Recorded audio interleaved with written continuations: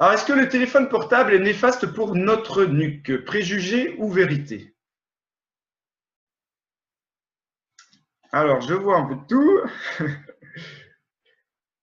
Bon, bah, je vais vous donner quand même la réponse, hein. Là, je vois qu'il y a une majorité de personnes qui me disent quand même que c'est une vérité. Alors, vous voyez ici une personne qui a la tête en avant pour 60 degrés d'inclinaison, va développer au niveau des muscles du cou 30 kg. 30 kg au lieu de 5 kg. C'est 6 fois plus que la norme. Ce qui veut bien dire que c'est des muscles qui vont fatiguer beaucoup plus et la contrainte va être beaucoup plus importante au niveau articulaire.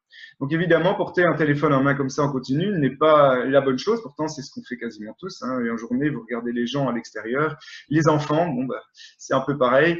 On a tendance à être toujours scotché sur notre téléphone.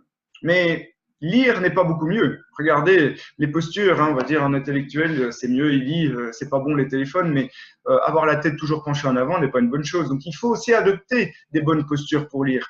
Là, on voit les enfants qui se mettent comme dans cette posture facilement, ils se mettent sur le ventre pour lire, c'est idéal. On coucher sur le dos aussi, mais par contre c'est beaucoup plus fatigant pour les bras. On tient moins longtemps ce type de posture. Mais pour la nuque, il faut privilégier ce type de posture.